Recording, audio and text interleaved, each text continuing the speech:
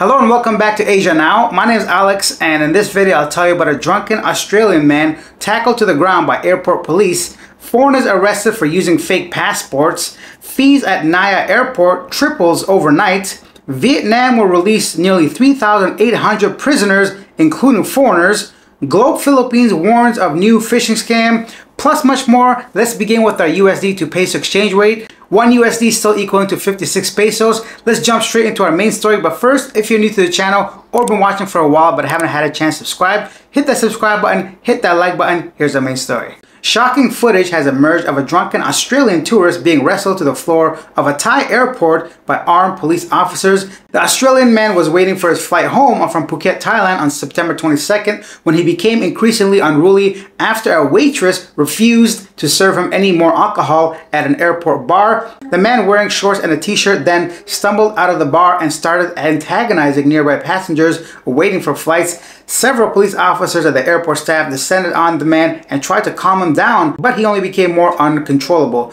Another Australian man who took the footage said that the man appeared to be very drunk. "I was really disappointed to see an Australian, or anyone for that matter, behave in this way," the witness said. He said he was extremely drunk at the bar, got cut off, and then proceeded to fight anyone who so much as looked at him. Another traveler said that the man was eventually restrained and held in the bathroom corridor where he just tormented anyone who walked past. Airport staff confirmed that the tourist was held in an airport cell while he sobered up. As a result, he missed his flight and was forced to rebook another plane. Another one of these stories of people having just a little too much fun in Thailand, one that involves alcohol as well. Staying in the airport and with Thailand, two Syrian men, both 23 years old, were arrested at Phuket International Airport on September 30th for using fake United Arab Emirates (UAE) passports. The forgery was detected because the passports lacked key security features like the UAE state seal and other markers. Upon searching their belongings, the men were found to have their real Syrian passports.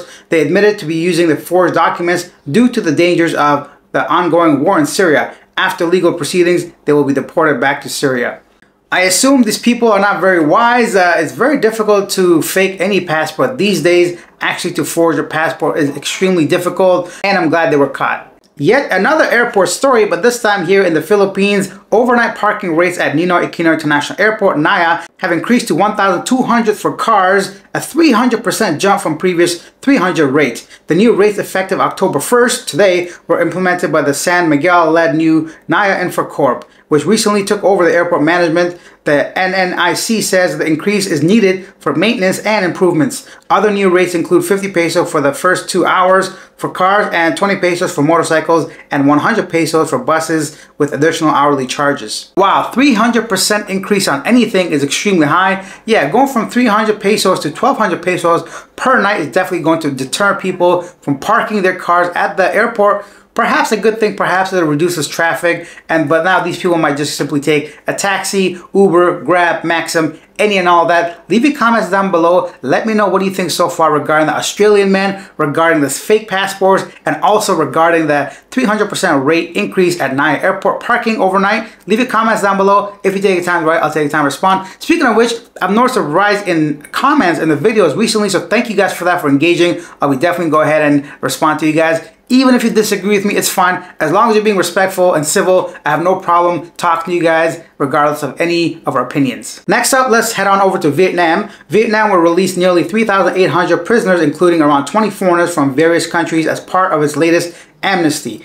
Since 2009, the country has freed over 92,000 prisoners through 9 amnesties, but political activists and those convicted of attempting to overthrow the government are excluded. This year's release, happening after Vietnam National Day, follows the early release of 2 high-profile detainees, including environmental activist Hoang Thanh Minh Hong and political dissident Tran Huynh Doi. Currently, around 643 foreigners are serving jail terms in Vietnam, and over 160 political prisoners remain imprisoned. Very interesting.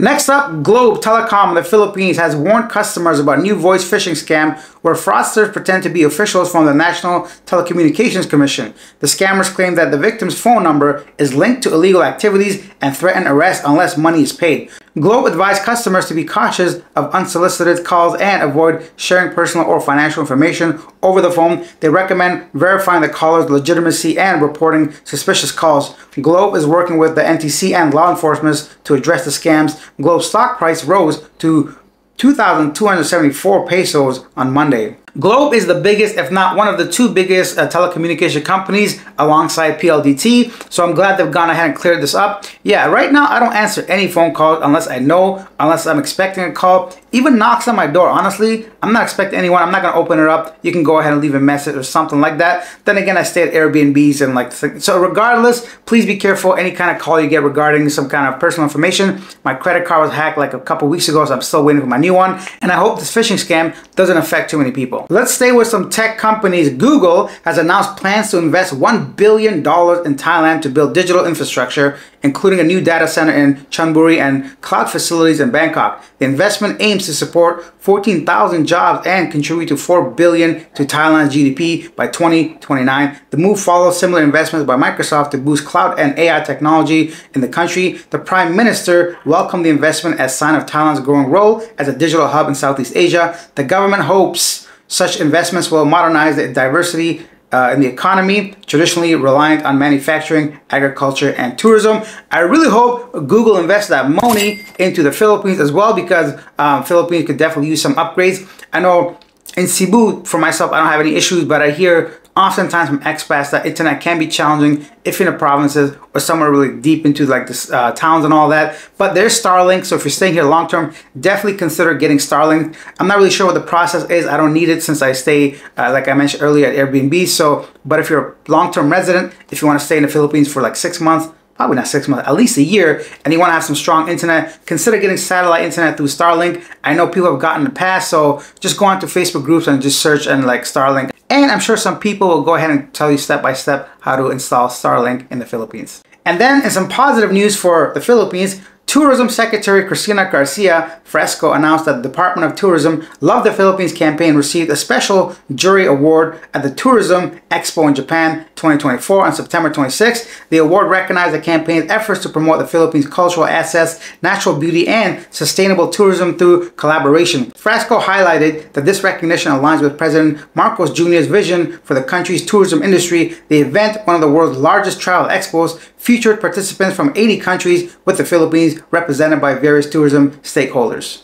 That's excellent news. So love the, it used to be called, it's more fun in the Philippines. Now it's basically the slogan is love the Philippines. So I'm glad they got recognized for the efforts. Hopefully this draws more people to visit the Philippines. Staying in the Philippines, President Ferdinand Marcos Jr. inaugurated the Philippines' first electric vehicle battery factory, viewing it as a key step towards the future of clean energy. The Australian-owned STB Gigafactory Inc., located in New York City, aims to produce 2 gigawatt hours of lithium iron phosphate batteries annually by 2030, supporting around 18,000 electric vehicles or home battery systems. The facility will create 2,500 jobs and inject 5 billion pesos, that's $89 million, into the economy each year. The investment supports the government's push towards renewable energy and aims to attract more investors to the sector.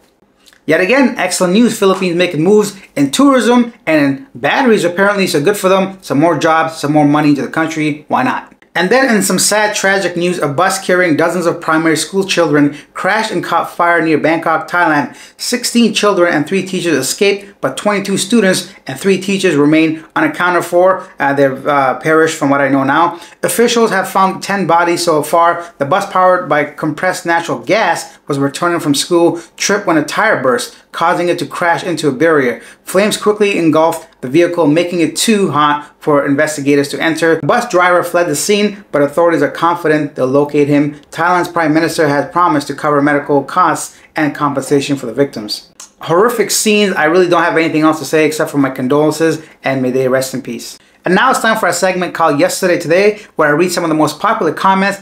And as I mentioned earlier, a lot of you guys are writing in comments, so thank you guys for that. Here are some of the top comments. At One Eat Wake says, I can totally understand the shop owner's frustration, even though he doesn't own that part of the property. Social media brings tourists by the truckload, and the overcrowding has to suck, but by law, he has no rights.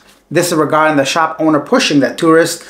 Luke says, of course the shop owner was in the wrong. Imagine if the tourist was putting his hands on a Thai citizen. They would be foaming at the mouth saying how dare he disrespect Thai and blacklist even on self-defense. For every story we hear about foreigners acting bad, there's many more of the opposite, never gets covered. That market is a tourist spot, nothing wrong with standing safely to the side to take some pictures, 5 minutes every few hours. I'm glad the shop owner was actually punished by having 30-day suspension of his business and permanent for next offense. Usually at most, they just have to Y and 1,000 baht fine when they commit offenses against tourists. And the Naked Dalek says, Mr. James was on the hustle. It's obvious he takes a payment for those spots when a train passes. Judging from all the tourists standing on the chairs in the video, the Spanish tourists standing there block the paying guests. It works until you get greedy and try and control something you don't own. Once again, regarding the Thai shop owner that pushed the Spanish tourists. And that's it for this video. If you enjoyed it, drop me a like, hit that subscribe button if you're new to the channel, share your comments, share this video. Anything you want to do, if you take the time to write it, I'll go ahead and take the time to respond. And I'll see you guys in tomorrow's video. Bye.